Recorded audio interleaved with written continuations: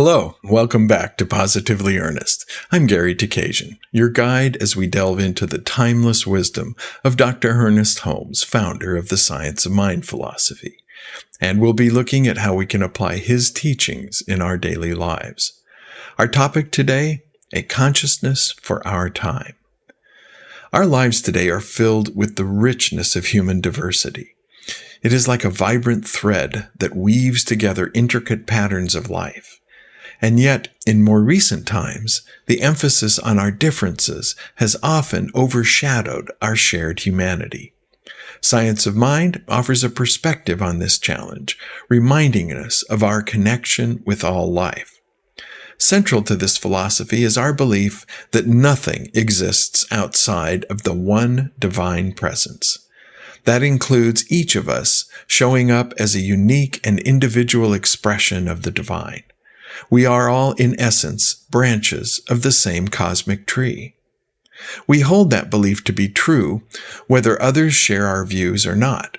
That implies that we also believe in free will and freedom of thought. In that light, each of us has the right to choose how we make sense of our life and the world around us. In other words, how we create our worldview. In today's 24-hour news cycle, we don't need to look very far to witness divergent worldviews, and often they are at odds with one another. We can think of them as opposite polarities on a spectrum of what we want to see in our collective future. For the moment at least, we must share this one planet that we all inhabit. Interestingly enough, though written years ago, Dr. Holmes seemed to anticipate the challenges of our times when he wrote, "What a difference it would make in our human relations if we tried to sense the meaning of the divine presence in all people and adjust our viewpoint to the truth that we are all bound together in a unity of spirit." His words resonate with an urgency that seems to transcend time. They are a clarion call to a consciousness attuned to our shared humanity. The Sanskrit greeting Namaste echoes this sentiment, affirming the divine within us and acknowledging the divine within others. This recognition of a shared divinity calls forth an immediate sense of empathy and compassion. If we can truly grasp the concept of walking in another's shoes, we can begin to dissolve the barriers erected by our differing worldviews. By embracing this perspective, we create a foundation for understanding and respect, even in the face of disagreement. To cultivate this consciousness, we must actively engage in dialogue and understanding. This involves stepping outside our own experience and attempting to see the world through another person's eyes. It requires an open heart, seeking to understand rather than to judge. To help us move in that direction, we can choose meditation and mindfulness, cultivating an inner peace and compassion through spiritual practices that connect us to our deeper selves.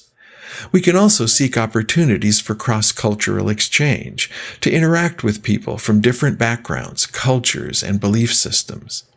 And we can provide active listening, giving attention to others without interrupting or forming judgments. And of course, we can volunteer, engaging in community service that brings us into contact with people from diverse walks of life. I know that I'm talking about a substantial shift in thinking for many of us.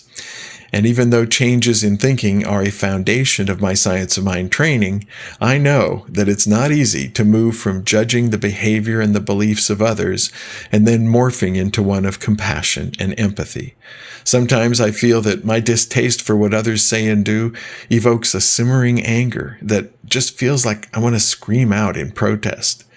And yet, this is exactly when I take a deep breath in a moment of mindfulness to reframe my thinking from a place of frustration to one of hope in our shared humanity. Now, there are times when it may take several deep breaths and a peaceful meditation to restore myself to sanity. In the end, though, I learned long ago that spewing words of anger will most often accomplish the opposite of what I seek to achieve. By embodying compassion and empathy, we can begin to bridge the divides that separate us. It's a journey that requires ongoing effort and self-reflection, but the rewards are immeasurable. So I'd like to know your thoughts on this. Do you find yourself shaking your head in disbelief at some of the things you see and hear? Can you see the thoughts and ideas I've shared as helping to give you a different perspective? As always, please leave your comments below. I'd love to hear from you. As this episode draws to a close, remember that Science of Mind offers us hope for the future in building relationships that foster a deeper understanding of our interconnectedness. As we strive to create a world where peace, harmony, and cooperation can flourish, we know it requires an updated mindset, a consciousness for our time. Well, that does it for this episode of Positively Ernest.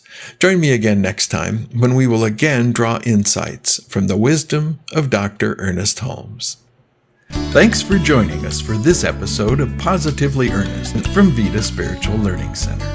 If you found this meaningful, we'd love to hear from you. Please leave a comment, question, or suggestion below. And for more information, you can visit our website at vidaslc.org, where you can also make a tax-deductible contribution to support our free programming. Remember to like, share, and subscribe so you can be notified of future programs. And thanks.